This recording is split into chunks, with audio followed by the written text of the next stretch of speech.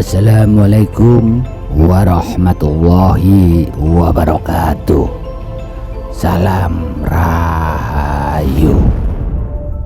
Kemarin kita sudah membahas tentang pusaka Ki Ageng Mangir. Ya, kesaktian pusaka Ki Ageng Mangir. Sekarang kita akan menceritakan kisah dari percintaan Ki Ageng Mangir dan Dewi Pembayun yang tragis. Para pecinta kisah para leluhur Nusantara, tersebutlah di daerah Mangir di Jawa Tengah yang dipimpin oleh seorang kepala daerah bergelar Ki Ageng Mangir Wonoboyo. Oleh masyarakat setempat, beliau dikenal sebagai sosok pemimpin yang cukup bijaksana, dicintai masyarakatnya, bertanggung jawab atas daerah yang dipimpinnya, dan selalu melindungi rakyatnya. Ki Ageng Mangir juga dikenal sebagai seorang tokoh yang memiliki ilmu kadijayaan tinggi, yang sakti mandraguna, yang linuih tanpa tanding. Segala kesaktian dan kedijayaannya ini adalah berkat senjata pusaka yang dimilikinya. Itu berupa tombak sakti yang bernama Kiai Baru Klenting. Menurut cerita masyarakat setempat, setelah kerajaan Pajang mengalami kesuraman, wahyu kerajaan berpindah ke Mataram yang pada waktu itu dipimpin oleh putra angkat Sultan Pajang, putra Ki Gede Pamanahan, yang bernama Mas Ngabehi Loring Pasar, bergelar Panembahan Senopati Ingalogo Abdurrahman Sayyidin Panotogomo. Saudara-saudaraku, setelah kerajaan Pajang runtuh dan pemerintahan dipegang oleh Panembahan Senopati inilah terjadi banyak pemberontakan. Daerah-daerah yang tadinya di bawah kekuasaan Padang seperti Pati, Wirosobo terletak di daerah Wonosobo ingin memisahkan diri, tak terkecuali daerah Mangir yang dikuasai oleh Ki Ageng Mangir Wonoboyo ini. Bersama-sama dengan para murid dan para pengikutnya, Ki Ageng Mangir Wonoboyo memimpin pemberontakan karena tak mau lagi diperintah oleh Mataram pimpinan Panembahan Senopati yang menurut dirinya memerintah dengan tidak bijaksana, selalu memaksakan kehendaknya sendiri dan mau menang sendiri. Daerah-daerah lain dengan mudah dapat ditundukkan Mataram.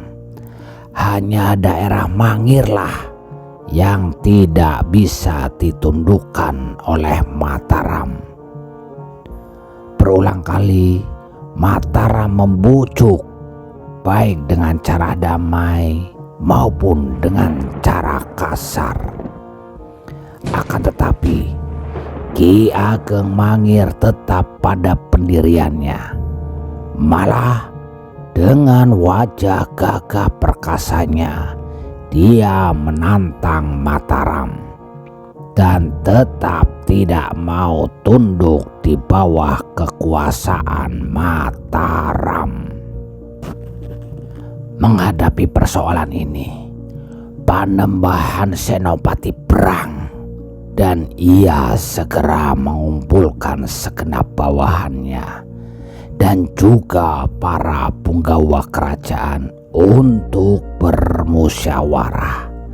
Ia mencari siasat untuk menaklukkan daerah Mangir di bawah pimpinan Ki Ageng Mangir Wonoboyo yang sakti mandraguna. Di dalam pertemuan itu hadir juga Ki Juru Mertani dan Pangeran Mangkubumi. Kemudian Ki Juru Mertani berkata kepada Panembahan Senopati, "Baginda, Ki Ageng Mangir itu memiliki tombak yang sangat sakti, yaitu Kyai Baruklenting yang sukar ditandingi." Sambil memegang dahu dengan tangan kanannya, Ki Juru Mertani melanjutkan kata-katanya, "Kita harus sedikit mau berkorban, Baginda, agar tidak banyak lagi jatuh korban di pihak kita karena ulah Ki Ageng Mangir ini. Meskipun pengorbanan ini mungkin akan terasa berat buat Baginda sendiri, sebab tanpa pengorbanan itu saya berkeyakinan upaya kita akan sia-sia. Oleh karena sepanjang sepengetahuan saya, kesaktian tombak Kyai Baruklenting itu tidak bisa dikalahkan dengan cara kekerasan. Kesaktian tombak tersebut hanya bisa dipunahkan jika tersentuh ikat pinggang seorang wanita." Mendengar penuturan itu, Baginda Senopati sangat setuju. Lalu Baginda berkata kepada Ki Juru Mertani, "Baiklah, aku setuju dengan pendapat Ki Juru. Akan tetapi, siapakah wanita yang akan menjadi umpan untuk mendekati Ki Ageng Mangir dan tombak saktinya itu? Lalu bagaimana caranya?"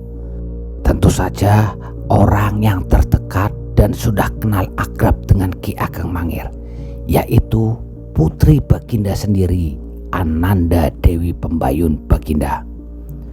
Setelah bermusyawarah sekian lama, demi kehormatan, demi kebesaran kerajaan Mataram, Panembahan Senopati akhirnya menyetujui dengan siasat Ki Juru Mertani.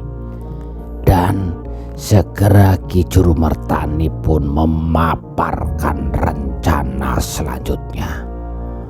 Pada akhirnya dicapai suatu keputusan bahwa putri Panembahan Senopati sendiri, yaitu Dewi Pembayun, yang mengemban tugas berat ini. Putri Panembahan Senopati, Dewi Pembayun, dikenal sebagai putri yang teramat cantik, pandai menari, dan memiliki suara yang indah. Tembang-tembang yang dinyanyikan Dewi Pembayun akan terasa lebih indah dan enak untuk didengar.